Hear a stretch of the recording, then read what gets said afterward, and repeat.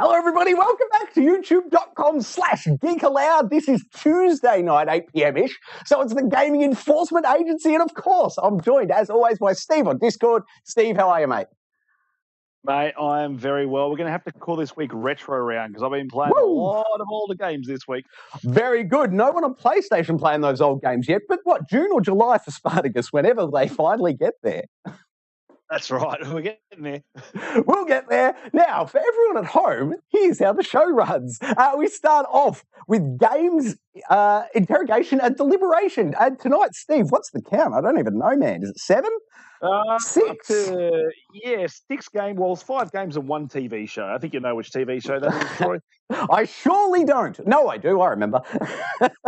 So that's 5 game doors we're kicking down, 1 TV show door we're kicking down, and then we're off to the newsroom. We'll scare the fine folks over there. We'll steal their papers and read out the news to you right here. And then, of course, everyone's favourite segment 3, the standoff. Steve, tell us things. Who's standing off this evening? Mate, this evening we have the best use of slow motion in a game. So everyone in the chat, let us know what your favourite use of slow motion is in a game. We will hopefully see some different ones to what we've got on here. We'll probably see some same. Tell us who you think is going to win. Indeed. And none of that recency bias, guys. We're doing this one properly. All right. And then finally, we come to you guys. We kick in your front door as we come to the YouTube chat. Anything and everything that you guys have got to say to us throughout the evening, we round it all up there for you at the end. And please get involved. Make sure you get your shout out in that last segment. That is how the show runs. And of course, we'll start with games. All right, Steve, first up this week, I'm happy to let everyone know I've rolled credits on Ghostwire Tokyo, mate. And I got to say, without any spoilers, fear not, no spoilers, but this is the first game since The Last of Us 1 that got me to tear up by the end of it. Oh, my God. Wow. Is that where it's going, is it?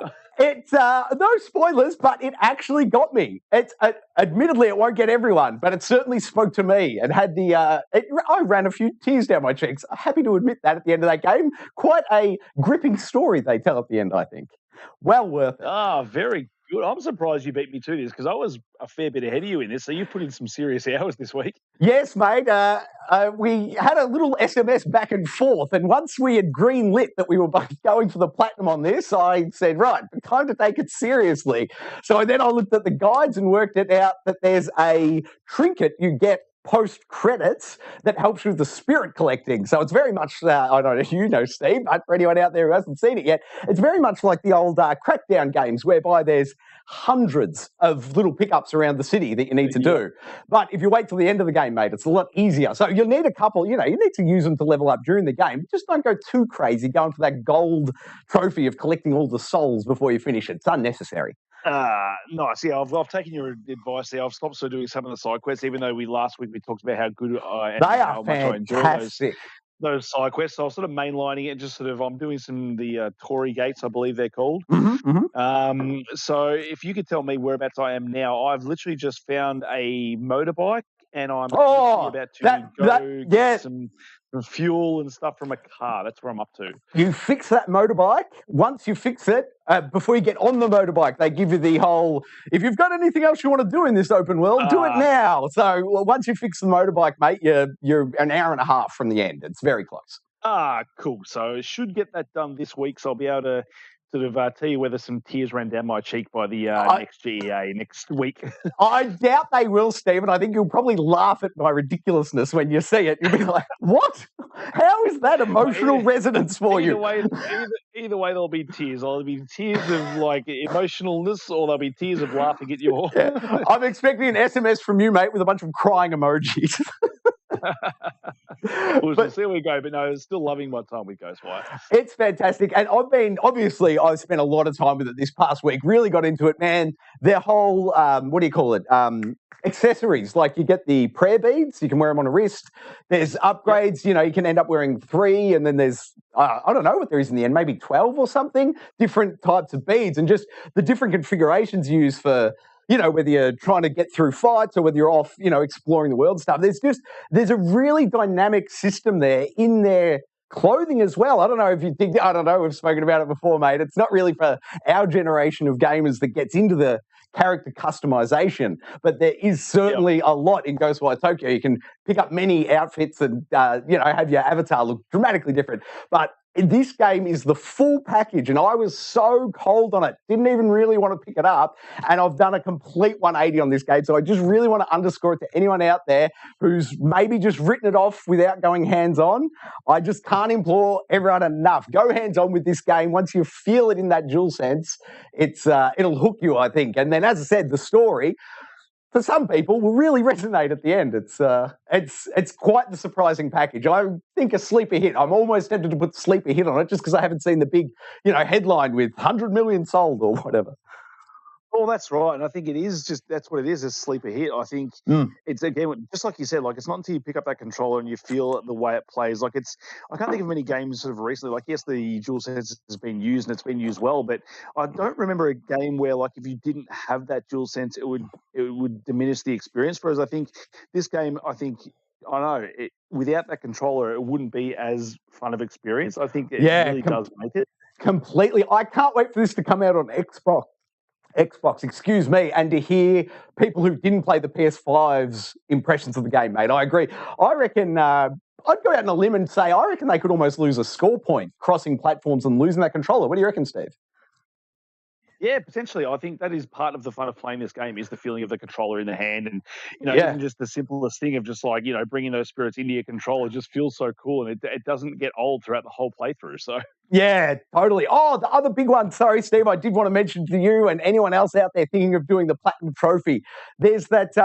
Right, I don't know the name of the intersection, but right in the heart of the city, there's that one massive intersection where it can pull you out into another small instance and you have those fights. Just be heads up, cross through that market square as much as you can. You need to get into as many of those fights as possible because it's a random chance that you're going to get the bad guys. You've got to have killed one of every type of bad guy in the game, but two of them only appear in those random encounters, and it's random chance it'll spawn and then random chance who's on the inside. So you've got to roll 2 dice to get all the people. Gotcha, and that's those big giant band things that are going walking through. The big ghost parade, I think they call it. Yeah, it's fantastic, but you just want to hit it a few times. But I have nothing but good things to say about this game. It's fantastic. I think just over 20 hours, maybe 21 hours in, main story finished. I think there's only maybe 8 side quests left, and then a whole bunch of spirits I've got to run around and grab.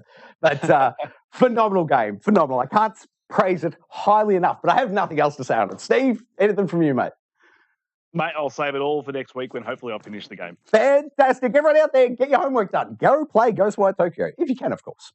All right, Steve, game 2 this week, Lego Star Wars, the Skywalker Saga. And Steve, I know the footage is a bit slow, mate. I don't know if you've seen this, but they have put the Nintendo 64 pod racer game into it. And my gosh, did I smile and grin like my 6-year-old son when I saw that I was able to relive my glory days on the N64, mate. I just needed that weird controller with the extra hand grip. Well, that's it. I just started playing episode 1 tonight. I just rolled credits on episode 6. Very good. Earlier tonight, so that was quite cool, going through Endor and the Ewoks and all that kind of stuff. And although I still have another gripe that it's happened to me a few times now with this game, where I literally finished the final fight with the Emperor and all that. Got my achievement, everything, and then as it was going to after the final cutscene, it was like you've lost connection to your controller, and then it does the whole thing, re-sign in. You're not signed in. I'm like, well, I am, and then I have to re-sign in, and then the front menu doesn't load properly. You have to quit out of the game. I had to play that whole fight again to be able to say that I actually completed it. And sorry, mate, are you on Xbox or PlayStation with this one? Yeah, on Xbox. So I'm not sure if it's got something to do with the quick resume. Yeah, I was going to say, do we know if it's just limited to the Xbox, or is that issue present on both? I feel like I have seen the issue pop up in forums and stuff as well in relation to it. I'm not sure if those are just Xbox issues. I can't remember seeing anything specific. My main play is on an Xbox, and I've had that issue twice myself, mate. Yeah, so I'm not sure whether it is the quick resume stuff and it's causing issues with logging in and stuff, but it's very frustrating when it happens. The fact that you can pop an achievement, which means the game has recognised that you've done it, but then you go back into the game and it's literally straight back to the first part of that checkpoint. You're like, oh my god, either needs better checkpointing or just they need to fix this issue where it's like glitching out. Anyway, apart from that, that's just a negative. That's just a glitch in the game itself. The game itself, though, having so much fun with it now in episode 1. With Jar Jar Binks, it's making Jar Jar Binks bearable. But just even being playing through that opening bit, I still remember playing the original, like episode 1 Lego game back in the day, and it sort of harkens back to that. And I think there was a episode 1 game on PlayStation 2, I want to say. Oh, that's not ringing a bell for me. I don't recall. Not to say it's not existent, but I can't back you up on it. Yeah, no, I do remember playing something set there with all the droids and Qui-Gon Jinn and all that kind of stuff. So it's bringing vibes back to that. So it's bringing me back to my childhood a little bit. I'm enjoying it thoroughly. Excellent. I got to say, man, I love how much they're slapping Jar Jar around and getting him stuck indoors and stuff. I think it's brilliant. Oh, I love it. So good. What else?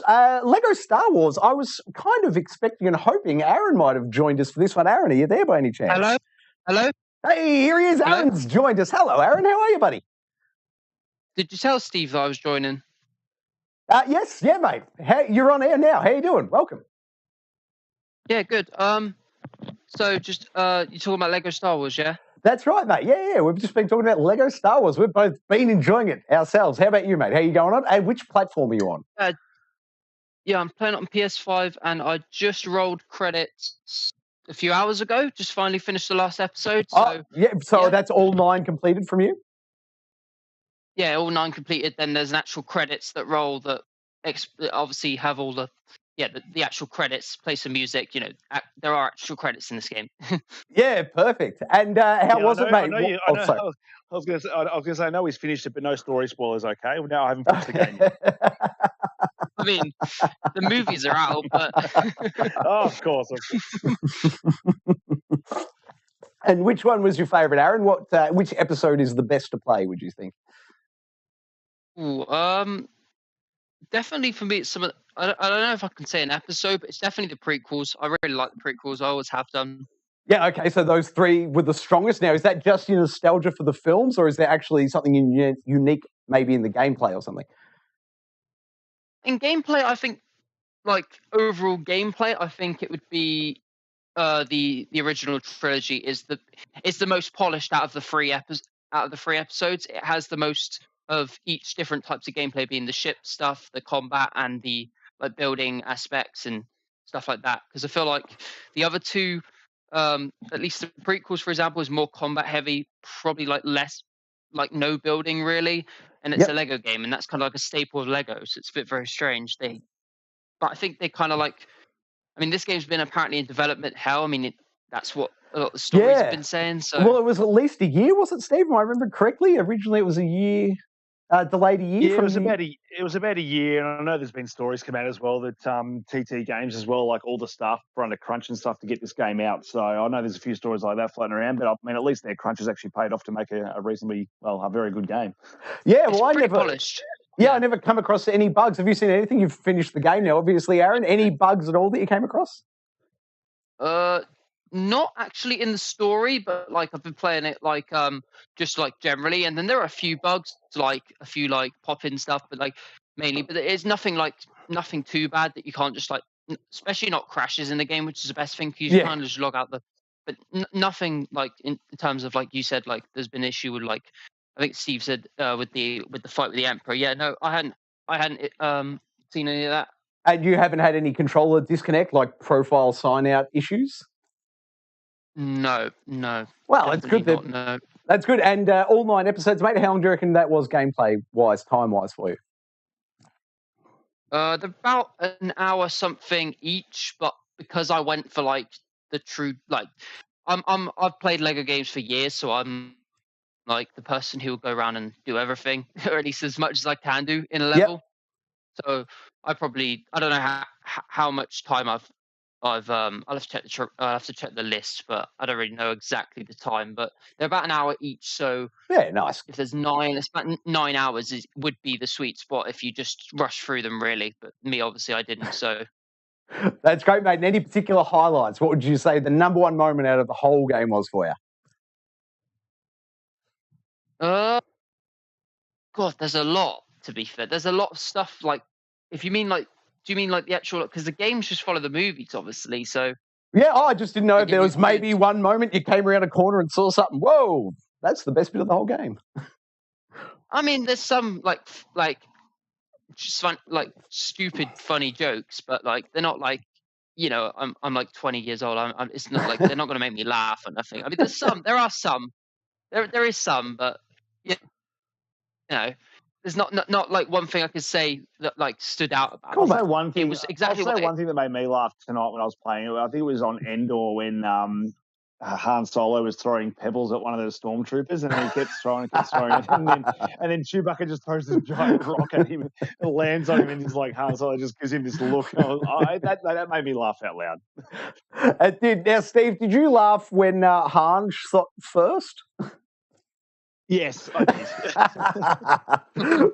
Perfect. I think that'll do it. I don't have any more points. Steve, did you have any other issues, points to raise on Lego, mate? No other points. I mean, it's weird because I'll bring it up sort of after the other games we talk about. It's brought me back to another Lego game as well, and I realised the difference with some of the camera angles and stuff in this. Like, this does feel really close up, and it can feel almost too close up sometimes. Yes, I agree. I feel like sometimes, like, it's good because you are getting that sort of more visceral third person action, but I think sometimes the camera is too close that you sort of can't see what's going on. There's a lot going on the screen, so I did actually glance at the camera options, see if you could pull it back a bit, because I wouldn't mind pulling it back a little bit, because even just playing this game that I'll talk about soon, having the camera back a little bit further just it gives you a bit more breathing space. It doesn't feel like you're quite as cramped with some of the stuff that's going on. You can see more on the screen as well. So yeah, not so much a gripe as more just an evolution of the Lego games. It is, mate. But that point. Sorry, Aaron, go, mate. Sorry, it's more of an issue in multiplayer. I was trying to play multiplayer, like the co-op with my friend, and you can't change, like, you can't zoom anything out, so it's really awkward. Like, when you're trying to do the combat behind, like, cover, you can't do it because the character's face is in the way. Like, it's actually like, it's not unplayable. It's just you can't use the cover system. No, so perfect. They haven't really, like. Perfect time to raise it up, Aaron. I was going to say, mate, if you look on screen now, you can see exactly what you're saying, Aaron. It's this was my boys playing today, and you can see that multiplayer split here. They're fighting on the bridge like it's a narrow bridge, but you never got a good sense of where you were with respect to the bridge once they do the split the screen in half for both of you. With that camera being too tight, you're right. The multiplayer compounds the issue you were noting there, Steve. So it would be nice if they patched it in, a further back option. Yeah, they've only got it one way. They haven't got it, like, you can't do horizontal like no Lego game has. But I think that they really needed that, or at least. And, like, there's no way to, like, there's no online co-op because that didn't make the cut with the game. I mean, they said they might add it in later, but that's still, there's nothing to fix that. Like, they're having to, like, on PC, they're having to mod the game to make their own co-op, like, their own co-op system work, because it just doesn't work. Yeah, well, it does work, but yes, I agree, mate. It's very cumbersome. But it works. It's just, it's awkward, yeah. Yeah. And then, to finish off this conversation about this game, with this whole sort of move to the new third-person sort of action genre of Lego, what would you like to see, both of you, as a franchise used like this sort of moving forward? Is there anything you can think of that you might like to see with this kind of treatment? Like you're saying a Lego something this impact. Okay. Yeah, like this. Like my initial thought would be something like maybe a Matrix trilogy. I was just pondering the Matrix myself, Steve. Let me think of something else then. Movie franchise. Aaron, anything jumping to your mind, mate? I mean, they should give a crack again at the Lord of the Rings and the Hobbit games, I think, personally. That could be good. Otherwise, Indiana Jones, I think, could see another resurgence in this sort of format. Indiana Jones probably is going to be the next Lego game due to the fact there's a movie next year, so I think they're going to do the whole Skywalker I reckon that would be, wouldn't that be the Xbox exclusive game that we've known about for a couple of years? Like, that would be the sync for the movie, wouldn't it? I think so. Yeah. I was going to say, Steve, if you give Sony maybe 3 years, I think it would be awesome to see a Lego Uncharted trilogy. Oh, that would be fun. How amazing would that be?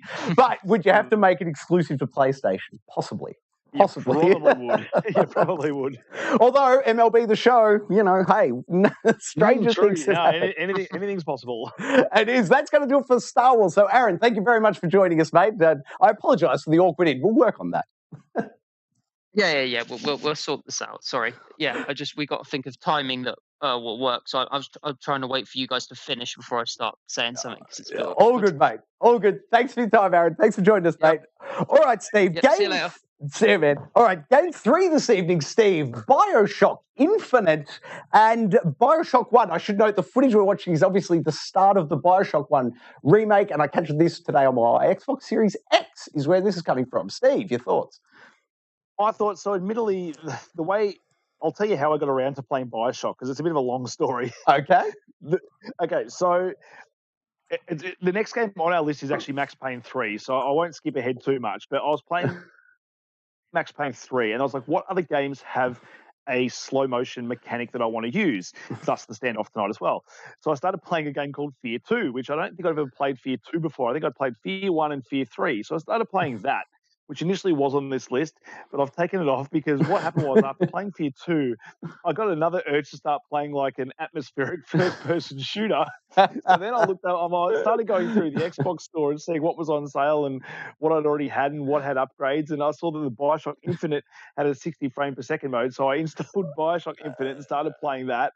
And it was really enjoying my time with it as well. Like, it's got some real meaty combat. The thing just absolutely sings in 60 frames per second. Like, the story as well is so captivating. I forgot it was one of Troy Baker's like standout performances as a lead character. It really is, yeah.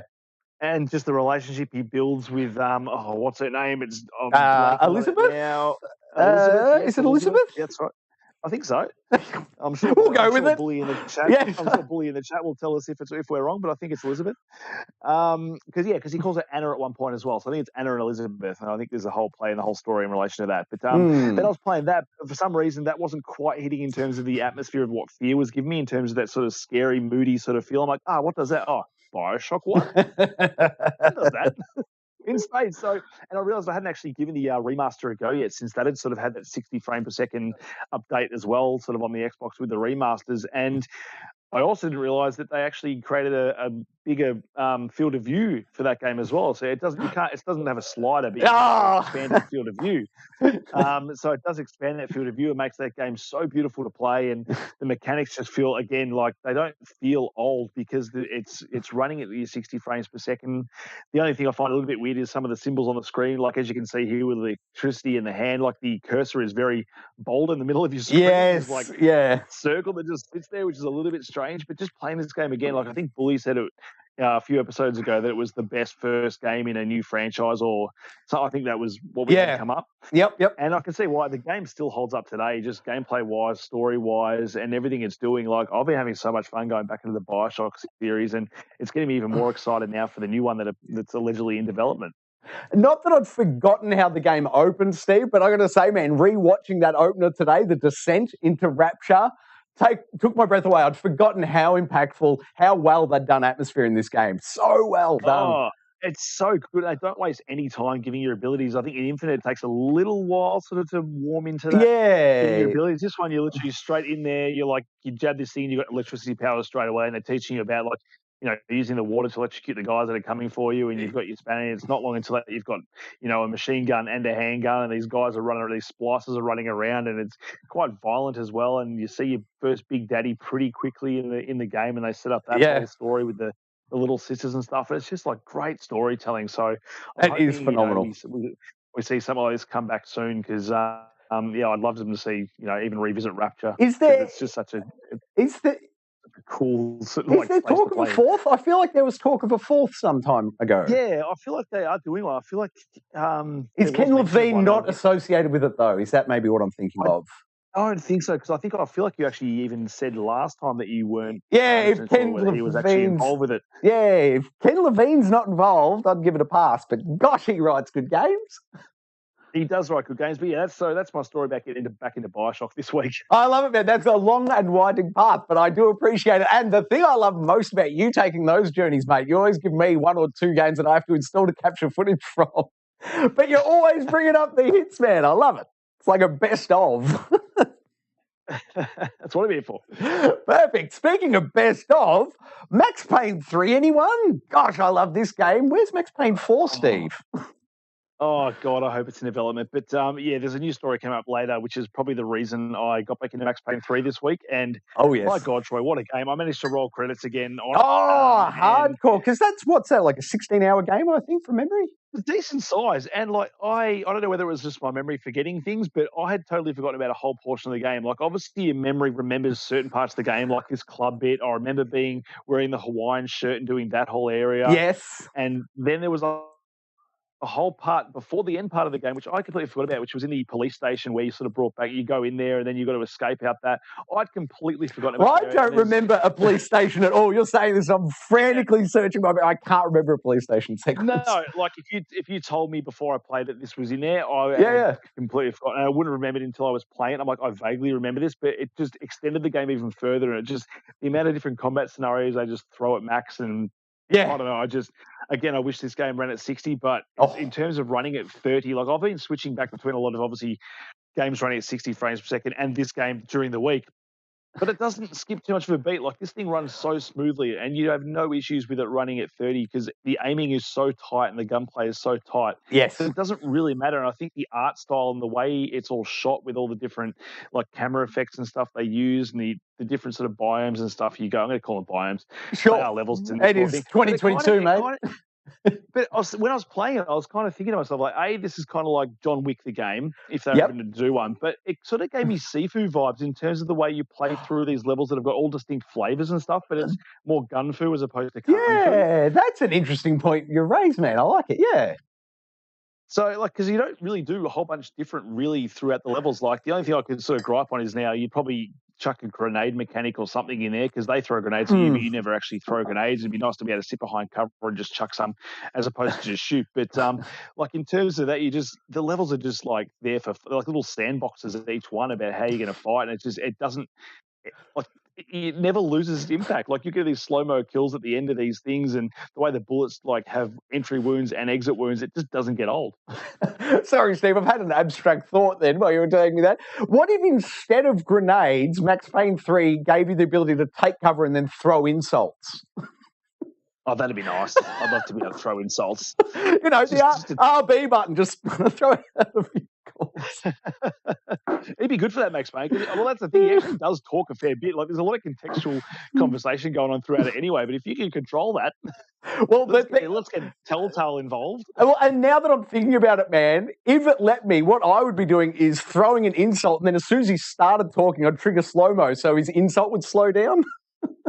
Oh, that'd be nice. That'd be like Sifu's version of throwing out taunts. It'd be exactly the same. Yeah, great point. Oh, my goodness. All right, well, Sifu and Max Payne 3 more closely related than we thought before this investigation. This is why we investigate, people. That's right. But what shocks me is playing this game playing this game now, even today, I don't think any other game holds up in terms of its third-person shooting as well as Max Payne does it. I don't think anyone's done it as well since then. Third-person shooting. Recent good example. Feels as visceral. I don't think the ragdoll effect on shooting enemies is as fun as this. I don't. Oh, the ragdoll! It wins for ragdoll. Yeah.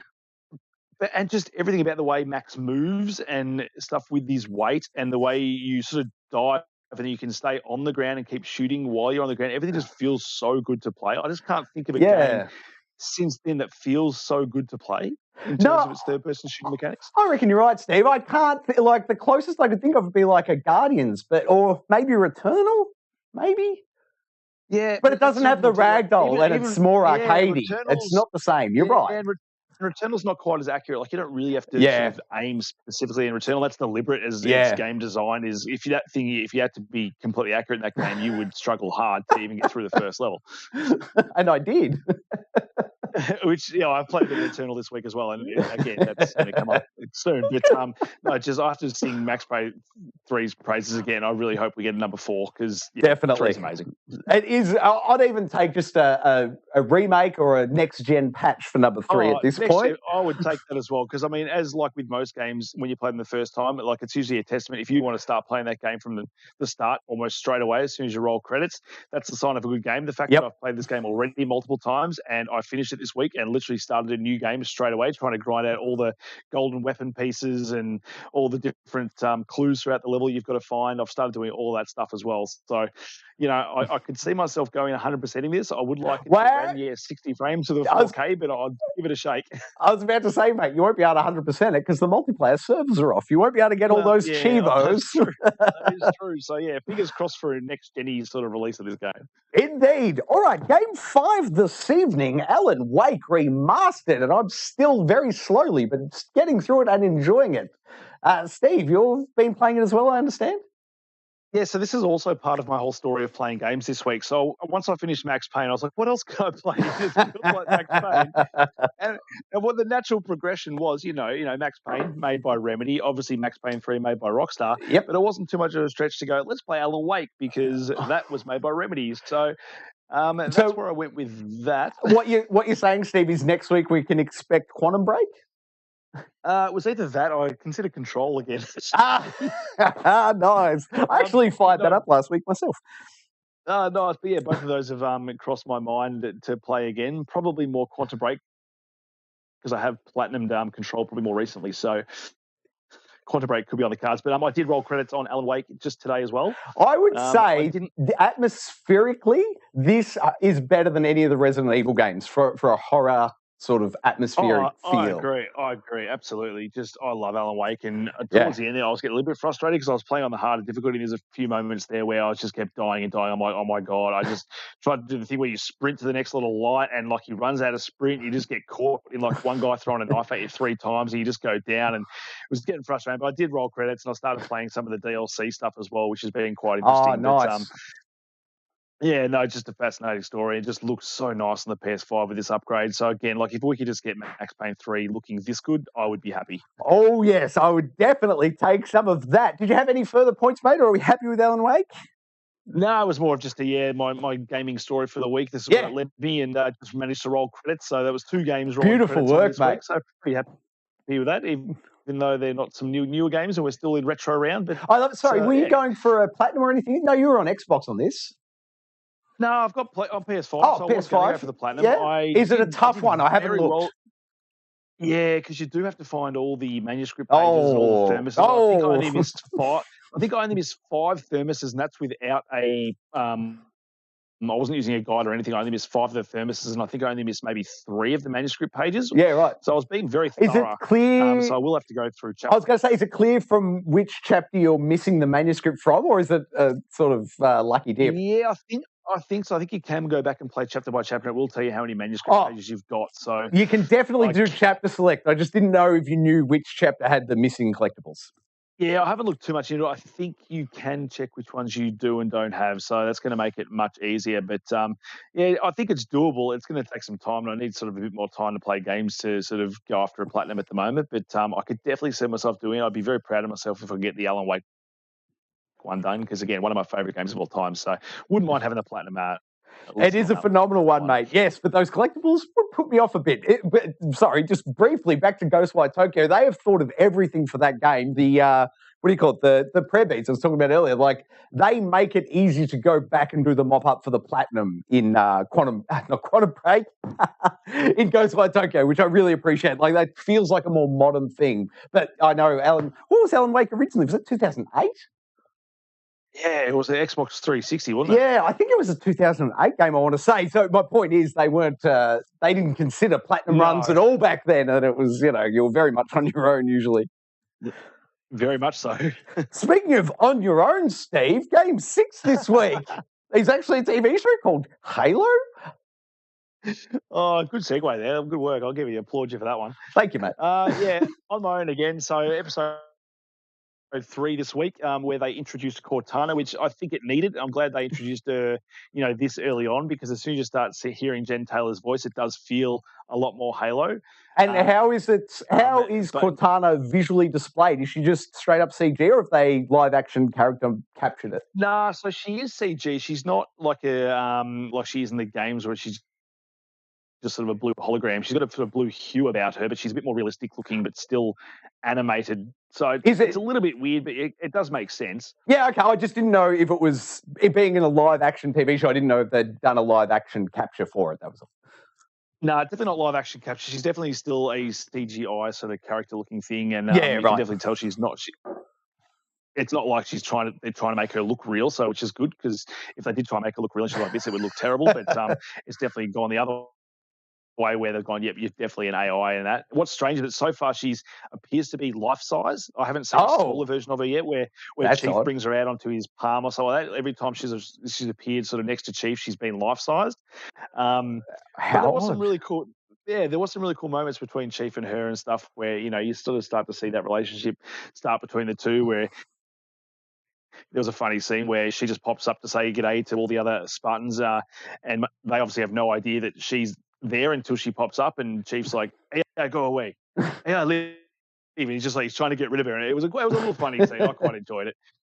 So it's just good to see the start of their relationship. Again, the episode didn't have, I think, anything really in the way of action. There was some stuff where the main antagonist lady, who's working for the Covenant, who's also human, had a bit of backstory about her, and then she came aboard one of the, not the Pillar of Autumn, but a very similar type ship, and infiltrated that to try and find where Chief is and to find where this artifact is, where they're going to use this artifact to find the Halo ring.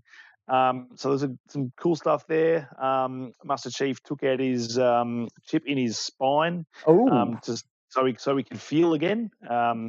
So they're going a new way there, where they're making him actually be able to feel his feelings and stuff, which has got a whole thing. I don't know how much of any of the episodes you've actually watched, but when he touches the artifact, you can actually see his memories and stuff from when he was a kid.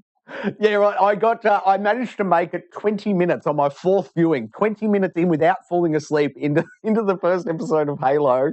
And I could tear it apart if you like, Steve, or I could just stay mum on the show and just say that it's not for me. No, I mean, if you want to tear it apart. Oh no, I don't want to rip up anyone else's dreams. People don't need to see it, the holes that I see in it. That's right. No, that's fair. That's fair. But I mean, I don't mind where the story's going. I'd like to see a bit more action in the next episode. I think they've spent their 2 episodes now setting up Master Chief as a character, setting up him and Cortana. I'd like to see now them move forward and hopefully give us a few more action set pieces akin to the first episode. Yep. So if they don't do that this episode, I think they're running out of time to sort of really draw a crowd and hopefully draw people that aren't Halo fans, or even people that are Halo fans. I think we're waiting for that big moment where it starts to feel like the game. And I think if they don't do that soon, which is this episode this week coming up, then I think people might start falling off. So fingers crossed. They've done all their story set up now. They've set up Chief. They've set up Cortana. I think now hopefully they can move forward. So fingers crossed this episode gets us a bit more action. Yeah, great, mate. I can't wait for the day you say, oh, and this episode's got the hook in it, because I'm going to go and look at your hook. I'm going to skip everything else and go straight to the hook and see how it goes. Because if the hook's good enough, it may encourage me to go back and backfill. But without tearing it apart, what I'll say is, just on a production level standpoint, I don't respect it as a production piece. So it's nothing to do with the Halo franchise that's putting me off. It's the actual production of television and the way the TV show's been put together. It doesn't work for me. I'm sorry. That's fair. I mean, it's, again, I'm watching it because it is Halo. I'm interested to see where they're going, and I am interested. I am watching it obviously because of G.E.A. as well, because I want to review these episodes and tell you what I think. Yeah, absolutely. Well. So, a bit of a vested interest, which gets great. But I mean, I'm watching these episodes and I'm checking the time to sort of, each time the episode's about to finish, I don't want it to end because I'm waiting for something cool to happen. I don't know whether that's a good thing or not, but the fact that I feel like something good is coming is probably good. But if that thing doesn't happen, I could see myself being disappointed. So again, I'm just wishful thinking at the moment. I'm sort of sitting around maybe a 6, 7 at the moment, and I'm hoping it can sort of take me to that 8, 9 level. That would be good. Now, is the high watermark for you The Witcher 3 on Netflix, like game to TV show? Is that the high watermark? I think so. That's probably, I'd say that's probably the best adaptation I've seen so far. Like, watching that show just is, that show literally made me go back and replay Witcher 3 when the first season came out, and season 2 was just as good, if not better. It's slightly differently structured than season 1, but it's such an amazing show. How would you compare it, do you think? Like 3 eps into The Witcher, did you know that it was that good, or did it sort of come to, like, it sounds like you're waiting for Halo to get good, so to speak. Did The Witcher have that as well? The Witcher kind of had it at the start. The Witcher wasn't trying to be anything different from the games and books. It was trying to emulate that almost to a T. Like, similar story, the character was almost like played identical to the game by Henry Cavill, whereas this, they're trying to do something different. Like, they've said that this is not the Master Chief from the game. So the fact they're doing that, it's a little bit different in the fact that you're not going, oh, yep, they're doing it well. You're kind of leaning on the fact that it's similar in scope and, you know, character, but it is different. So you're wrestling a little bit with I want it to be like the game, but I can see what they're doing. So again, it's gonna depend on how they stick the landing. At the moment, I'm still intrigued enough to keep watching it. That's great, and I'm really not trying to discourage you, mate. Please enjoy your show and come back to us every week, man. I do want to hear it. I hope it gets good, mate. I am hopeful for you. I hope it brings you joy at some point. Me too. Excellent. Now, it's not Game 7, but now, for the viewers at home, Steve, you already know this, but I'll let everyone else know. I had to go to the accounts department for Geek Aloud and request some overtime, Steve. So we finally have a little bit of overtime allocated to you, mate. There's no footage for this, but what can you tell us in short form? Mate, so the overtime games for this week, these are the ones that we've just sort of dabbled in this week. So I've dabbled in a bit of Time Splitters 2 and Time Splitters Future Perfect. Yes. Because I think they're on sale for like $2 or something on there. Sorry. So I thought... I know Time Splitters 2, but Future Perfect, when did that happen? What year was that from? I can't remember when it happened, but all I know is it does run in pretty much a full screen on my TV, whereas obviously Time Splitters 2 is condensed into like your old aspect ratio. Is it 4:3? Yeah. 4:3. Yep. 4:3. Yep. Yeah. So, but and it plays very similar. I never realized how much Time Splitters 2 was very much like GoldenEye in terms of its aesthetic. Oh yeah. Oh, it's big time. Even the music, even the music, the controls, absolutely everything is very much GoldenEye. So yes, that was kind of cool to jump into for a little bit. In Future Perfect, I didn't remember playing, but I saw it was on there and had a crack at that. That actually uses modern controls essentially. Like, you still get your dual joysticks and aiming and shooting. So yeah, no, it was good fun to sort of dive back into these games. I always liked Time Splitters 2's kind of art style, which sort of holds up pretty well today as well. Like, it doesn't sort of seem that old, especially because I think Future Perfect and Time Splitters 2 both run with like upscale resolutions and frame rates, so they both sort of seem newer than they would have back in the day. Do we know what happened to Time Splitters as a franchise? Why haven't there been more?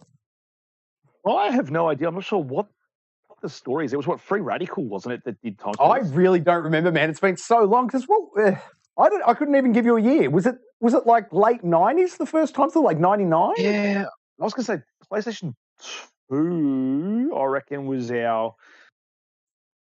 Time Splitters. So I'm not sure when in the for PlayStation 2. In my head, I played Time Splitters 2 on the Nintendo 64, but is that not even correct? Do I have the console generations wrong?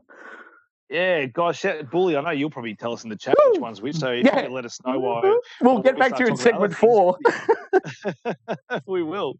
But what else? I spoke about Fear 2 already, so I was playing that. That was a cool, fun game to go into with the just the horror scenario, and first-person shooting is really cool, and the slow-mo is really cool in that game as well. Yes. So I was playing that. I jumped back into Returnal. I got so close to beating boss 4 in the endless mode. Tower of Syphilis? So close. Yeah, Tower of Syphilis, that's the one. So I got so close. I reckon I had the boss down to like a centimetre of health before I died. And sorry, mate, you'll have to remind me. Is there 6 bosses? Is there 6 potential bosses in the tower? I actually don't know. It would make sense because the length it takes to play even to get to like boss 3 is a fair while. So I'd say to do it all in one, as you can't, suspend cycle or anything in that mode, I'd say surely 6. That's still going to take you a couple of hours to get through, I think. Yes. Yeah. Well, if you can imagine, mate, without checkpoints, I'm not very good at the old tower. Yeah, that's right. And I was hunting down the ciphers and stuff like that, trying to get myself those trophies just to get myself back up to 100% Returnal. Nice work, man. Nice work. And the last game, I'd say I did say I started playing another Lego game, and because I'd never sort of finished it and didn't give it too much of a time back in the day, but this game is amazing. Lego City Undercover, Troy. I always love that, particularly what is it, the I can't remember what they call it. It's the dojo, or the school. What's the school where he learns karate? There's I can't even remember. I'm not up to it yet. Oh, it's that red temple. Anyway, this incredibly well-written scene there. Particularly, I remember I was almost crying laughing last time I played through that. It was so good. The humor in this game. Yeah. It's really just nice playing a Lego game that's like its own thing. It's its own friend. It's not based off anything. So all the humor they're using is all new. The story's all new. So it's kind of fun to play through something that's like, obviously, of Star Wars, you know exactly what's coming. The jokes kind of hit you.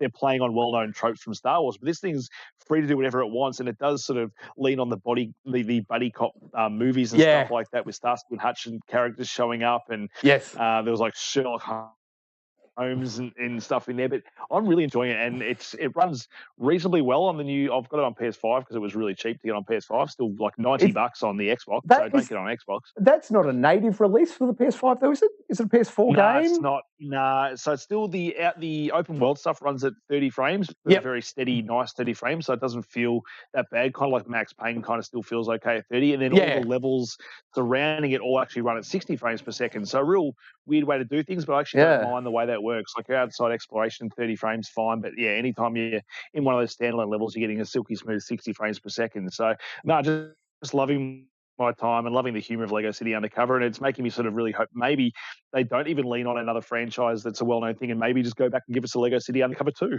That'd be cool. I'd definitely take that as well. And that's it for your overtime, Steve. The accountants have said you can't have any more. So if you played any more games, I'm sorry, mate. You've got to keep it to yourself. No, that's right. Now, Troy, what overtime? You've been granted a bit of overtime yourself. Have you had anything that you've been playing this week? The only little bit of extra overtime I'll talk about is I am still playing and loving on a daily, almost hourly basis Puzzle Quest 3 on the Android. If you are a match 3 person, I can't recommend it highly enough. I've finally got my character to level 21, and I don't know if anyone out there has played it, but it's quite the grind to get yourself to level 21. I think anyone out there familiar will enjoy it. But that is my only overtime for the week, Steve. Thank you, mate. That brings us, of course, to... I've got a button here for the news. You have the right to remain newsworthy. All right, Steve. First up today, on The Verge, Max Payne remakes are on the way. Remedy is remaking Max Payne 1 and 2. Couldn't have come at a better time. Could not have come at a better time. This, again, I hinted at it earlier. This is why I started playing Max Payne 3 again during the week. Oh, yes. And the fact that, Remedy is working with Rockstar, the makers of Max Payne 3, to do these remakes, makes me even happier. It means the budget is more. It means potentially we're getting that same kind of awesome gameplay from Max Payne 3 weaved into the Max Payne 1 and 2 amazing storylines, and that just makes me so freaking happy. I cannot wait for these games to come out. You and I both, man. I am a big fan of Max Payne 1 and 2 from PC back in the day. What was that late? No, that must have been 2001-ish, I want to say. But absolutely loved it. And I'm still impressed to this day the way Rockstar managed to map the game, because I learnt Max Payne 1 and 2 all on the mouse and keyboard, and the whole slow-mo bullet dodge thing was perfect on the mouse and keyboard. I am, to this day, floored at how well they translated that to the control of Max Payne 3, because they nailed it. They absolutely nailed it, but I didn't see it coming. They absolutely did. And I know you said I was done with overtime, but I did play a bit of Max Payne 2 this week. And it does play beautifully on the Xbox. It does run at 4K and 60 as well. So nice. If you've never played these games before, they, again, hold up so well. Again, really a little bit hard to go back from Max Payne 3, which does have so many control options, because you got your aim down sight, essentially, kind of thing going in Max Payne 3, whereas Max Payne 2 doesn't quite have that. It's got a slightly different control scheme and stuff. But I still remember my first time playing Max Payne 2, and just the story, the way it unfolds, and just that noir kind of setting is just brilliant. And I cannot wait to see these games with a new, fresh coat of paint. Sorry, and did you just say Max Payne on the Xbox, Max Payne 1 and 2 run currently at 60? Is that what you said? Yep. Yeah, 64K. Whoa. Now, do I own either of those, Steve? There's no reason you should know that, but I am now asking myself that question. If you don't, I don't think they're expensive either. So if I do already own them, keep an eye on the channel. There'll be a Let's Install up. There you go. So that's the only thing I wish they'd kind of announced they were doing, the whole trilogy remake. They don't even have to. Yeah. do a whole lot to 3. 3 literally just needs a facelift because that gameplay holds up. Like, you don't need to do anything to that game, as far as I'm concerned, apart from just give it a shiny coat of paint. Because as far as it's just after finishing it again, that game's near on perfect in terms of the way it sort of blends with Max Payne 1 and 2, and just as a third-person shooter in general. So the fact that it's a completely different developer that made number 3, I just think the way they sort of still managed to keep that same vibe, but still create their own universe around Max Payne, their own sort of art style with the way it's hard to really explain what they actually do with it, but the way they sort of distort the screen during the game, I think, is just a very nice way to do things. Max Payne 1 and 2 don't do that, but they do that more comic book style storytelling, which again lends itself really well. And I can't wait to see what they can do with a newer version of that sort of system. It's exciting, man. How about this for one back in the day? Can you believe I was actually upset that Remedy weren't doing the third one when it was announced that Rockstar were doing it? I was disappointed. I'm like, what? Don't change developers. I reckon I had an initial reaction as well, but then I thought, oh yeah, Rockstar, they like to do G.E.A. Like, they can't be too bad at it. And I think it wasn't. I think they showed the first lot of gameplay in E3 or something. I was like, okay, this is probably going to be up there with one of my favorite games of all time, and it wasn't far off. So we had the exact same experience by the sound of it. Yeah, so, and I mean, obviously, Rockstar. I went back and played a bit of G.E.A. 5 recently just to see that gameplay. But I still think the shooting and stuff, going back to Max Payne 3, is still more fun and better in Max Payne 3 than it is. I agree G.E.A. completely. 5. So I don't know whether that's the more linearity of it, the way it works better, but I just, again, I can't speak more highly of the gunplay in Max Payne 3, really. Yeah. Oh, Max Payne, the whole series is fantastic. I love it. And of course, slow motion to the max. All right. Oh, yep. Game 2. No, not Game 2. This is News Story 2. This is from Inverse, a new Tomb Raider game. Everything we know about Lara Croft's next adventure. Do we have a date? That's what I'm looking for. The date for Lara Croft's next adventure. No, we've got no date. All I know is I'm happy that Crystal Dynamics is going to be back doing what they're good at, back doing what they love. They're not working on some game that's a live service thing. Yes, it was the Avengers, but it's not what they wanted to be doing. I think if they had made an Avengers game the way they wanted to make it, it would have been a single-player experience and it would have been amazing. Mm-hmm.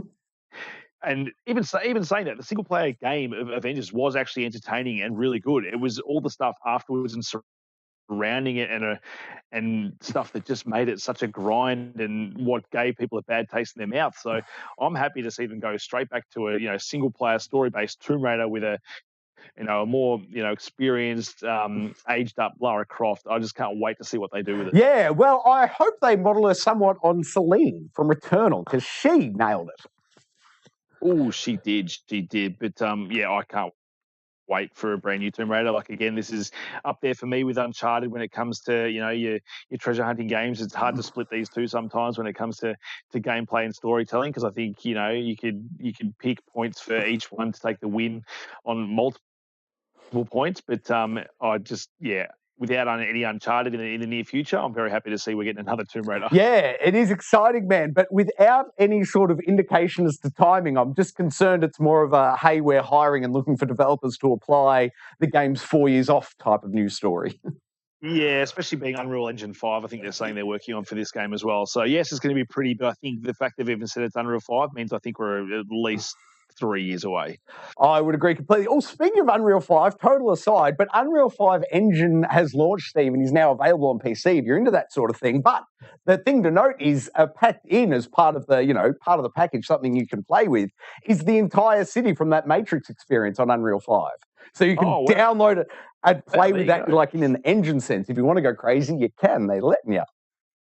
Oh, there you go. Oh, I don't have a good enough PC to be able to do that at all, but I did enjoy that Matrix experience. It was quite cool. Yeah, it's pretty cool. Well, I'm wondering, mate, if we won't see some sort of unofficial mini release of it now. If they've allowed people to export the whole world, it wouldn't take a whole lot for a developer to go in there and make a little story and have a standalone release.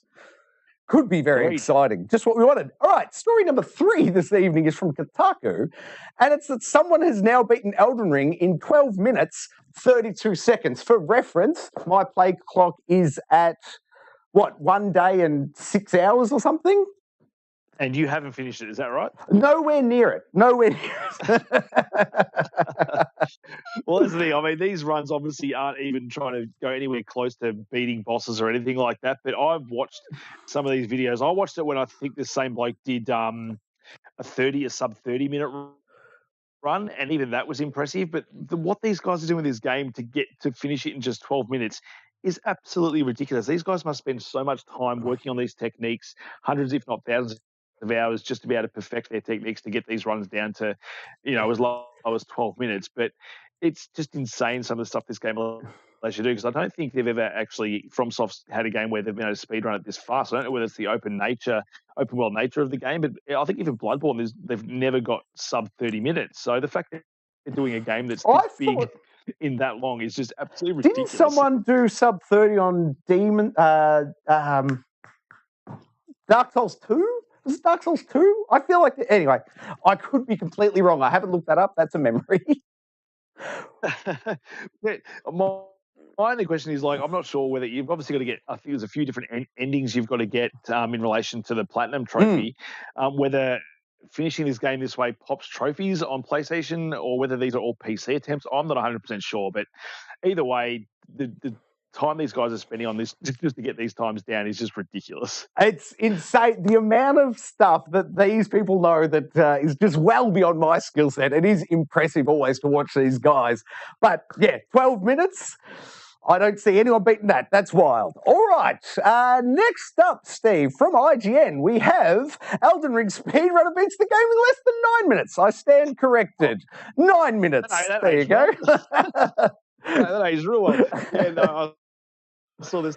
It was just quite funny. I was setting this doc up earlier in the week, and I had the 12-minute thing, and literally, I think it was this morning or yesterday, I saw the story with the 9-minute run and actually went through and watched it. And my God, it's just, again, like I said with the 12-minute one, this is ridiculous. I could see this thing being beaten in 30 seconds the way we're going. Yeah, well, it's crazy, isn't it? It's just insane. I can't imagine even getting through the tutorial in 10 minutes, let alone finishing the whole game. I managed to skip the tutorial in a number of seconds, Steve. I ran straight past that.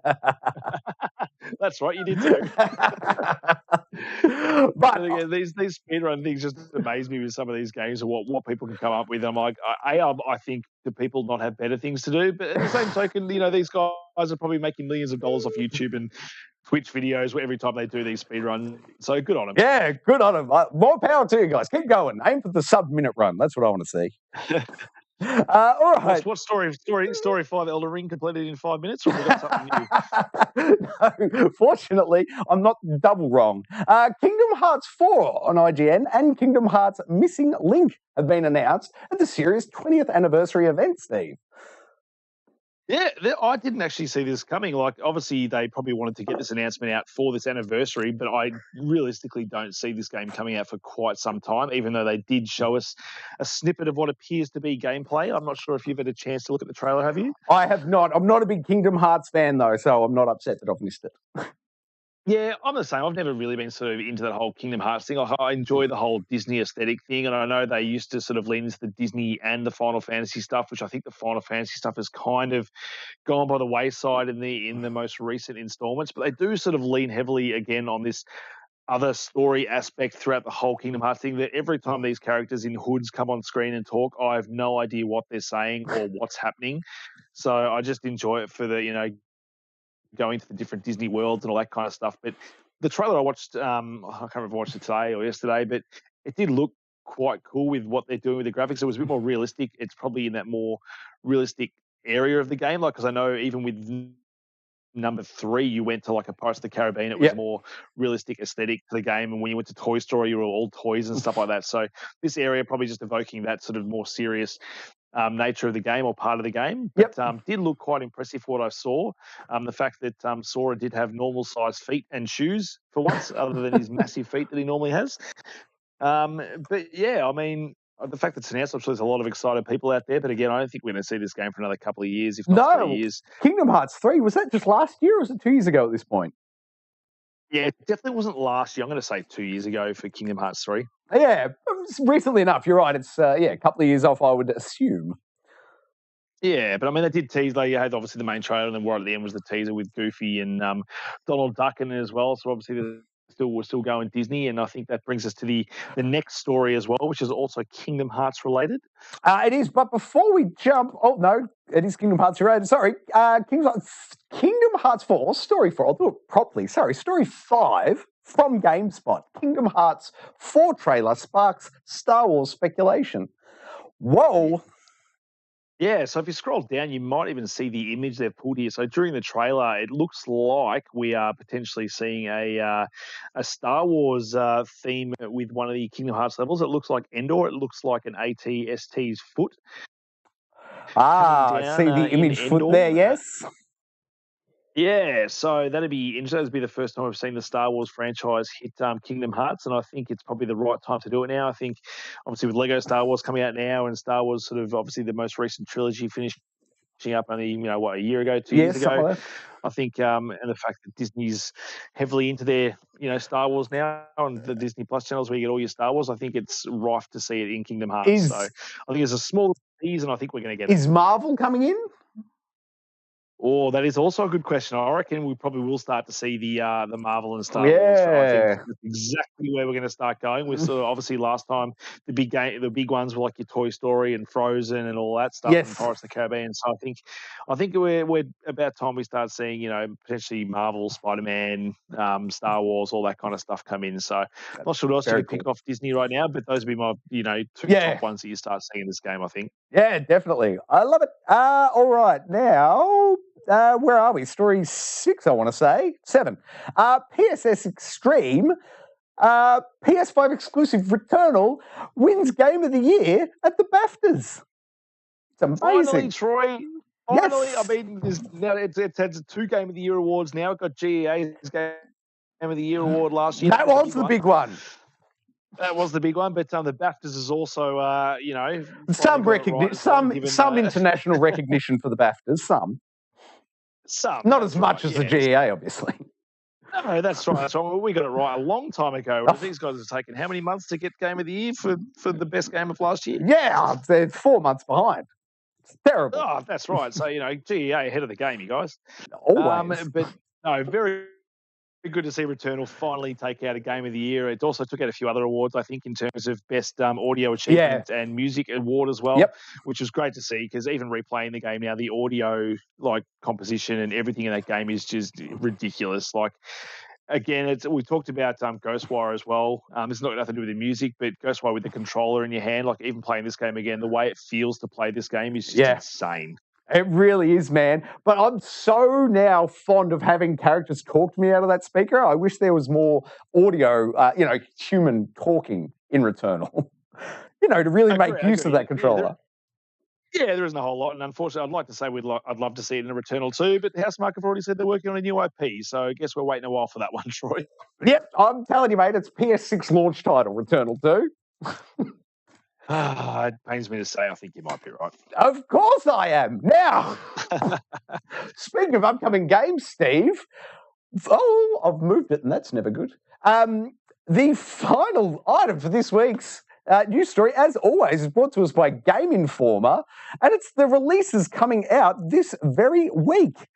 We are starting off this week with 13 Sentinels. 13 Sentinels, that was April 12. What are we? That's today. On the Switch, if you're into your Switch games. Steve, any love? No, I mean, I did enjoy, Sentinels 1 through 12, so I'm hoping 13's, okay. Excellent. Surely on each iteration, they improve it.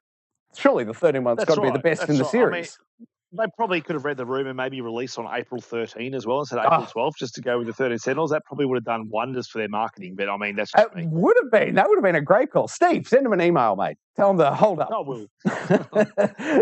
All caps. Yeah, all caps. I love it. Next up, Don't Starve Together's coming to the Switch. Now, I remember Don't Starve Console Edition from what was that, I want to say it was a PS4 launch title, but that seems too long ago now. They gave away the original Don't Starve Console Edition through PS Plus a long time ago. Are you into the franchise at all, Steve? Does it speak to you? I think I dabbled in Don't Starve back when it was on Game Pass, ages ago, I'm pretty sure. It was either Game Pass or Xbox Live Gold or something I picked up. And positive. I couldn't really get into it. Yeah, okay, fair enough. It's because it's sort of Minecrafty survivally, but it's what do you call it? Isometric view. Yeah, so is Don't Starve Together a new game? Like, is that a co-op version of Don't Starve? Or I think it might be.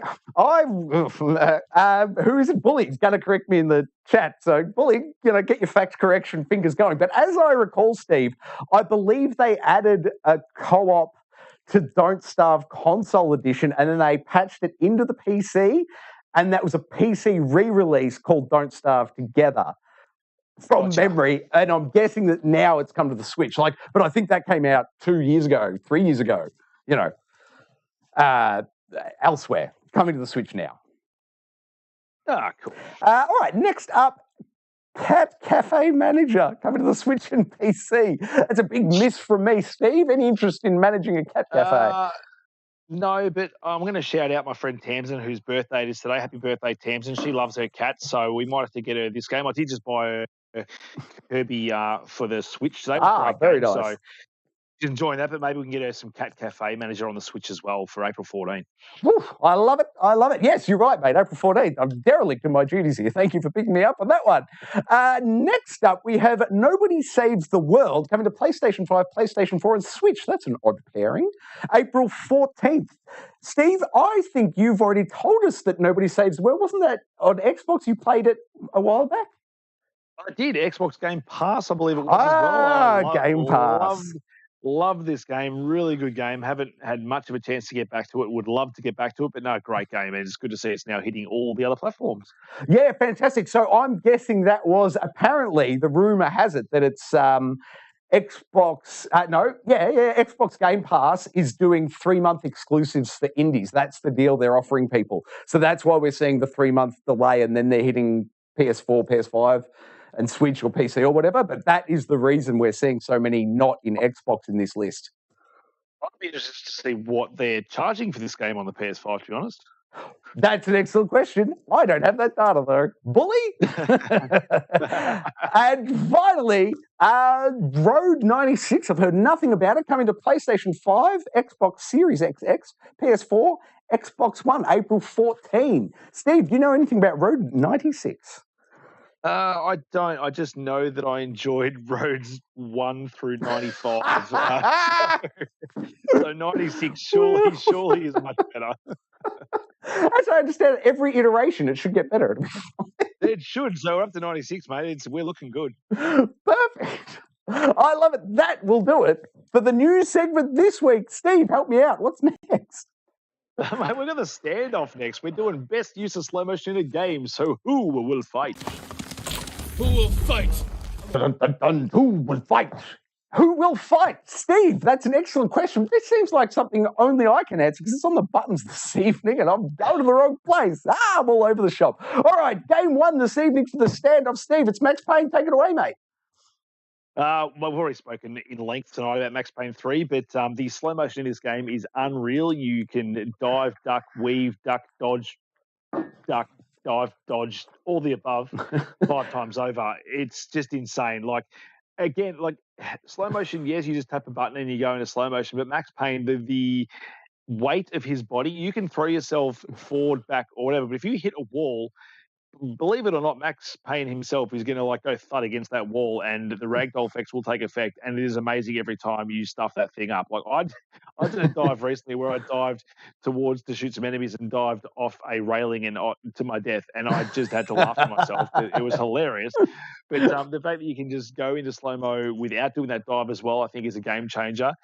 But it's the gameplay without even the slow-mo is just so fun to play. But yes, again, the slight dulling of the graphics when you go into that slow-mo, the impact of the bullets that it has on the other enemies, and it's not even just when you're controlling it. If you take out the last enemy in a group of enemies, it will go into that slow-mo mode where you can just pepper them with bullets, and you watch every single bullet penetrate that body in the face, in the eye, in the legs. Doesn't matter where you do it. You can see it on screen now, but it does not get old throughout the whole game, no matter how many times you do it, because the amount of different ways these guys die is just insane. And correct me if I'm wrong, Steve, one other thing they changed when you go to bullet time, don't they increase the ragdoll effect? I think they do. I think it does have extra effect. And they just go flying sometimes, and it's hilarious. You watch and you literally, if you've got a shotgun, you will see every pellet coming out of that shotgun towards the enemy in that slow mo. So you see these like 10 pellets flying towards them, and just see them all impact. It's a thing of beauty. Like I know it's brutal. It's absolutely brutal and brutal, but it just does not lose its impact throughout the whole gameplay experience, and that just says so much about the effect. Because even some games like you can overuse this effect, but it just never gets old in Max Payne 3. No, it doesn't. But could they improve it with the DualSense 5, Steve? Oh, I could feel good. I do, admittly, playing G.E.A. 5 and feeling that feedback through the controller and stuff as well. Like I could see them doing some good stuff with this game with that. But I mean, there's not many games that do slow-mo better than Max Payne. It started with Max Payne 1 and 2, and I think it was the reason we see slow-mo in a lot of games as well is because of those games. I think it pioneered it. And it's obviously refined in Max Payne 3. We haven't seen it refined in any Max Payne 4 just yet, but I don't think they need to change a whole lot, to be honest. No, but more power to them. And I can't wait to see their take on it. All right, game 2 for the stand-up, Steve, for Super Hot VR. Ooh, super hot. Again, this game makes you feel like you're in the Matrix, and it could not feel better to be like you literally have to stay moving slow, or else you get absolutely destroyed in this game. And I still remember my first experience playing Super Hot. It was such a surreal experience to play this thing, and the slow motion, and when you're leading your targets with your gunshots, just because once you shoot, you need to move, and they're moving into your bullets, and it's so exhilarating. And I remember building up such a sweat playing this game, even though it's in slow-mo, you are getting such a workout. It's ridiculous. Definitely. I verify that. I have burnt many a calorie playing Super Hot, that's for sure. And it's just something that watching these bullets like fly past your head and then like grabbing a gun in slow-mo, or even just hitting a gun out of an enemy's hand in slow motion, grabbing that gun out of the air and then shooting it. It's something about being in that VR experience, but I don't think I've ever felt anything like this in playing video games before in this kind of experience. It's something unreal. You just have to experience. If you haven't experienced Super Hot before, then you definitely have to do it in VR. Definitely. And my big favourite one, Steve, is grabbing the gun off them and shooting them with their own gun, of course, an option in Super Hot. I love it. It's just, it's so much fun. It is. That brings us to number 3, which is Metal Gear Rising Revengeance, a game I've never actually played, Steve. Okay, you've never played it. I've never finished it, and I always get stuck at the exact same boss every time I play this game. Is it the end boss? No, it's not at all. It's towards the start of the game, Troy. It is like I chucked this game the last time I got it because I knew it had like a 4K 60 update on Xbox. Yeah. So I'm going to play this game I'm going to chuck it on easy and just play through the story. Do you think I could still beat that boss? I couldn't. Surely you could YouTube it and there's a cheese option. Surely. There's that have to be, but I just couldn't do it. But the slow-mo in this game is awesome because I still remember they advertised this game as being like slicing up a watermelon. That's all I can ever remember. Yes. With the sword. And it does have some really cool slow-mo mechanics where you slow down the things and you can target enemies and slash them all different ways. And I don't think another game's done sword fighting with slow-mo with the kind of mechanics it's got since this game did it. I can't even think of another game that does slow motion sword fighting. No, I can't either. And I think this game does it really well. And it was such a departure from Metal Gear Solid regular. And a lot of people love this game. And I could see myself loving this game if I could actually get past that boss that I continuously get stuck on, which potentially could be this thing we're looking at right now. But maybe I should have a look at it, Steve. See if I can get past it and I can come around and help you out. Mate, I think you'd be fine. It's not actually a platforming section, so you might be all right. Perfect. All right, next up, we have Fallout 3 and the VAT system. That's a different kind of slow-mo, this one. This is literally everything pretty much comes to a standstill, but it doesn't, Troy. It is still moving, so technically it is slow motion. It is. But I think this was what it sort of revolutionized the whole turn-based kind of RPG mechanics. Like it's not one for one in terms of, I don't know what I'm trying to say. It's not one for one where you're just slowing down. Time is kind of frozen. You're selecting body parts to shoot, and then you're taking them out. And it's got kind of like a percentage of where you can hit and stuff. So a little bit different to like your Max Paynes and stuff. But I don't know. Fallout 3 is one of my favorite games of all time, and I think it was part of this mechanic. Even though I did again play this game on easy because I'm a bit of a noob when it comes to this kind of stuff. The games take so long that I can't do them on hard as it is. But I really enjoyed using that mechanic, but I think a lot of the time I did just find myself going for the head and not using any other options. So yeah, well, I myself didn't use VATS a whole lot. And, correct me if I'm wrong, it's been a while, but did you only get the slow motion replay if you used VATS, or could you trigger one without using VATS? I don't recall. Oh, yeah, I'm not 100% sure, but I did use VATS a lot, unless I snuck up on someone with my silenced pistol and had that ability where you could, you do extra damage from a silent kill. But even then, I think I'd still find myself activating VATS and checking if I had a 100% hit rate on a headshot or something like that before I did it. Yeah, right. Well, I got to say, the great thing about VATS being added, it's the only way, Jess, my wife, played the game. If VATS system didn't exist, she never would have gotten to the Fallout franchise. But because of that system, she played through all of 3 and all of 4. She absolutely loved it. Without VATS, she never would have done it. Well, that is good because, I mean, the aiming without VATS is not the best. It's not like your smooth first-person shooter experience. And absolutely. For a lot of people, again, even if it was smooth mechanics, for a lot of people, that stuff's really hard to do with 2 joysticks. They just never got that skill. So being able to use VATS and just slow down that time and take your shots how you want and use it as more of a percentage-based thing, I think that was quite a cool game mechanic in terms of being able to make this game accessible for a lot more people. So bingo, you nailed it. Yes, absolutely. All right, next up, where is it? Number 5, Red Dead Redemption. Oh, Red Dead Redemption. This... Obviously, Rockstar, this game came out before or after Max Payne 3, Troy? What do you reckon? After, definitely after. After? Yeah, so I think this is where I think the footage is from Red Dead 2, is it, you've got going up here? This is Red Dead Redemption's footage. Red Dead Redemption 2 footage, sorry, yes. I was going to say, we were seeing it in first person. I don't think Red Dead Redemption 1 had first person mode, so that would suggest this is, but they did refine it in Red Dead Redemption 2. Yes. The Deadeye mode is quite cool. Being able to sort of set up all your shots and tag them as well. So you could, I think, from memory serves, you could go slow motion and just take your shots, or you could tag your enemies and then just take them all in one foul swoop. Correct, absolutely. Which I think is, again, that's maybe something Max Payne, 4 could do if they did something like that, where you could tag a whole bunch of enemies and watch Max Payne take them all out without needing to line up all your targets separately. But very visceral and amazing thing that they did with Red Dead and Red Dead 2. Yeah, and it's a bit counterintuitive to think the way you could make that game better was to have bits in it where the game went slower, but they did it. That's right. I think it does lend itself nicely to that Wild West sort of quick draw stuff going on. So I think it's very Wild Westy, and there is another Western game on this list coming up. Well, there is indeed. But before we get there, Steve, Vanquish.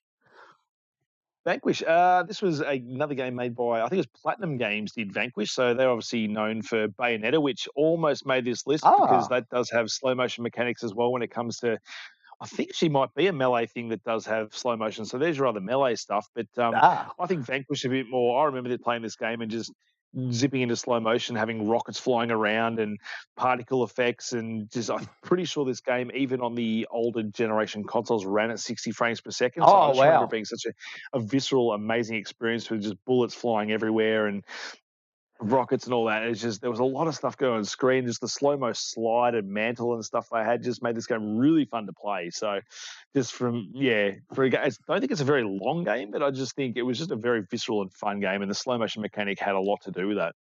Fantastic, mate. I love it. And then finally, number 7 for the standoff this evening is Call of Juarez Gunslinger. Arguably the best game in the Call of Juarez franchise. There's quite a few of them. I think this was actually the last one that came out. I love this game. This game, I had it, I think it was on Xbox 360, and then I think I even had it on the Switch. Oh, wow. Yeah, it plays really well on the Switch. If you want a quick sort of first-person shooter to play on the Switch, this is the one. It has amazing, gun feedback and slow motion stuff. Again, very similar to your Red Deads and stuff, but it has these score multipliers and stuff. The more kills you get during slow motion is the more sort of this ability you get to use. So the more you use it, the more you get to use it if you're good at it. And it's just got some really cool feedback on the guns. It's got a really cool story. For me, this is one of my, pleasurable games I like to play. That's it's not one of those well-known ones. Not everyone's played it, but if you do play it, you'll actually really enjoy it. The story's told by this Western guy, and he's telling stories about himself, and he'll change the story on the fly, and you'll see nice. The actual world change around him as he's telling the story. Oh, a bit Tiny Tina's-esque, the way they just... Yeah, okay. A bit like that, because he's telling stories and stuff, but just the slow-motion mechanics in this game, again, are really, really visceral and really fun to play with, and I haven't... in terms of games around this sort of genre and games of this budget, I haven't felt a game played this well as this one actually does. Well, Steve, I have to commend you because I've never played any of the Call of Juarez series. Never played one, but I installed this one today on my Xbox and captured this footage. And I got to say, I fell in love with it instantly, man. The only thing I hated was the 30 frames a second. But other than that, other than the 30 frames a second, mate, you've put me onto an absolute winner here. I love my West games. This is fantastic, thoroughly enjoyable. I went straight into this is the arcade mode. I went straight into the arcade mode, not playing any of the main campaign. And I got to say, more games need to let you do this just as a little sampler up the front. Like, you know how some games let you go in and they leave you fully powered for the first bit and they pull your powers off you and you have to do the slow build-up. I reckon this is a good alternative. If you don't want to narratively explain that, at least make an arcade mode like this option playable from the start. I think it's nice. Like it is a quick, good way to get your hooks in you. Like imagine if you could play Ghostwire Tokyo just for a little bit at the start with him fully powered up and then, to appeal to the story. I think that could work quite well. But this game is fantastic and thank you for recommending it to me and getting me to install it, mate. It was great. How much was it? I don't know. It was already in my library, so they must have given it to us for free at some point on Xbox. I had it as an Xbox 360 game, but I certainly never paid for it. So it must have been a Games with Gold 1 month. Yeah. Awesome. Yeah, no, I just love this game. It's like the slow-mo, the headshots feel punchy. Like, I just love all the text, even like they've got text flying up on the screen when you're hitting headshots and the score multipliers and stuff. No, just a really fun game. Again, like, it'd be nice to have that 60 frames, but I still think the game is fun. And as I said, even with Max Payne, like, it's good gunplay and it still runs well at 30 frames per second, which I think is a testament to the actual game itself. Yeah, absolutely. That Xbox, their backwards compatibility, my gosh, that's a good deal. It is. Could you imagine if Sony started to try to charge for a similar feature? That'd be weird of them. I could imagine that. All right. So that's it. That is the 7 games to the standoff. I'll run them through again quickly. But Steve, which way are you leaning, mate? Are you leaning towards game 1, Max Payne 3, game 2, Super Hot, game 3, Call of... no, that's Metal Gear Rising Revengeance. Game 4, Troy. Oh, no, it's called Pear-Shaped. 4 is there, was, Fallout 3, VATS, then Red Dead Redemption 2, sorry for not getting number 1 there, Steve. Vanquish then as 6, and 7th was Call of Juarez. Who's winning, Steve? I can't go past my man Max Payne, to be honest. Woo, woo, woo! I concur. A winner is Max Payne. What about you guys out there? We're about to come to you in the chat. Sing out what was your favourite. But Steve and I are in complete agreement. Max Payne 3, the best use of slow-mo in gameplay ever, I would argue, ever. All right, Steve, that brings us to the one and only, and I am graphicless for this, aren't I? Yes, audience interrogation. Steve, what's happening in that there YouTube chat, mate? Let me have a look. We've got Sean Games, we've got Bully in there, we've had Christopher Rutherford in there, and I think that's all we've got in there. Let's find out what they've all been saying. We've got a bit of talk about Lego Star Wars. I think Sean Games said he's currently at 47 hours at 71%. Whoa! That's a fair effort. Great work, mate. That is a very fair effort. What else we have? Christopher Rutherford just says, "What up, Troy?" What up, Christopher Rutherford? Thank you for coming along to another stream, mate. I appreciate it. Oh, Bully, I love this, Paul. We were talking about Lego games and what franchise we'd like to see them go into. I absolutely love this from Bully. He has mentioned Lego Terminator. Oh, dun, dun, dun, dun, dun. The one question, Steve, how do you make a Lego dude do a thumbs up as he goes into lava? I don't know. That's a good question. They'll figure it out, though. I'm sure they will. I've just been watching a lot of Terminator. My little fella's into Terminator at the moment, so I can see any of those movies working, or even a lot of them if they do it like the Star Wars one, just weaving them all into one big game. It would be awesome if they really, the way that they've really kid-friendly the Star Wars series, I would love to see a kid-friendly version of Terminator. That would be something intense. Oh, there's plenty of jokes you can make about that, but no, good pull, Bully. I like that. Yeah, it's a great call. I definitely want to see it. I would definitely play that. Bully also says new Bioshock has no Ken Levine. Also, System Shock getting remade as well. Woohoo! So PS2 for Time Splitters. Yes, very good. What does he say? So it was owned by shutdown studio Crytek, now owned by Deep Silver since 2018, who have announced a new game coming. And a Deep Silver, THQ Nordic, I think. Anyway, sorry. Yeah, that's right. And then Blizzard says, how did the last Rockstar game remake go? I think he's probably talking about the G.E.A. trilogy. Oh, the Grove Street one from December last year. What, with the wobbly giant cars? Yeah, not so well. I mean, admittedly, they have patched it lots now, and it is kind of playable. I think we've talked about that. It's actually running pretty well now. But yeah, you're right. They did shit the bed a bit with that one. Yes, that's true. They did. He says, Troy, you got me. He's never played Don't Starve. Hey, there it is. And Bully also says, best slow motion in video games. He's got VATS, Fallout series. Yep. And any of the Red Dead games and Total Overdose. And also says, well, this is not bad. And also allowing, if any time manipulation, then Prince of Persia, Sands of Time. That's a good pull as well, actually. Oh, Prince of Persia. I love Prince of Persia. I forgot all about it. But Bully, if you've still got your fingers on the keys there, mate, Total Overdose. I remember correctly, is that a late 90s first-person shooter on PC that was very Doom-esque? Am I thinking of the right game? That's the Overdose game in my head, but I don't know if that's the one he's talking about. I mean, if we're pulling other slow motion games, yet Enter the Matrix, I think did it pretty well as well. Yes, back in the day. Yep, absolutely. There was also Time Shift, I think, was another game on 360 that did some good stuff with time stuff. Time Shift. I've drawn a blank. I can't even picture it. Time Shift. Just picture the front cover. It's like a bluish kind of character with yellow eyes, like some kind of exo suit thing going on. Oh, there we go. Sorry, I just saw Bully's last message. PS2 third-person Mexican setting. Whoa, okay. That is not the game I was thinking of. No, I remember the one he's talking about now. I do. So what am I thinking of? I'm going to have to go hunting through Wikipedia and late 90s first-person shooters. Yeah, well, and the last thing, Bully, Nobody Saves the World, $24.99 USD for PlayStation 5. Boom! Perfect. Great work, Bully, the fact checker extraordinaire. He is. Good work, Bully, in the chat. We love your work. Great work, Sean. Always in there moderating as well, mate. We appreciate you. Thank you very much, sir. Steve, I don't have anything from Discord this week, so I think that's going to do it. We have wrapped up and concluded another episode of the Gaming Enforcement Agency, mate. Thank you very much for joining me. Hey, no worries. Welcome to Retro Round, guys. I think we're done with tonight. The what, mate? Retro Round. Oh, Retro Round. Yeah, but, there's no limit. We can do that as often as we like. That's it. Who knows what next week's episode will bring? I can tell you it'll be numbered 27, and it will happen on Tuesday nights. That's right. Moving forward, henceforth, Gaming Enforcement Agency, Tuesday nights, 8 p.m.-ish, right here on Geek Aloud. Thank you very much for watching this episode. I encourage you to check out the whole rest of the channel, especially the Let's Install. Steve, which is your favourite Let's Install video? Favourite Let's Install? Mate, the one where it goes for 20 minutes. All right, then. Perfect. Which is, most of yours don't go, any more than 5 minutes because you've got ridiculous internet. So when I see the 20 minutes ones, I'm like, yeah, all right, we're getting closer to my hour and a half installs. So I feel better about myself. You're not the only one, mate. A few comments in the chat recently have been lighting me up.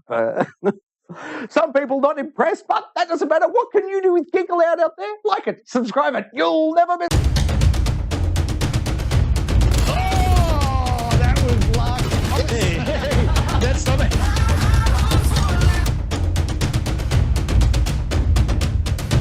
I love everything about it. Fire splash! Old Uncle Donkey. G Donkey.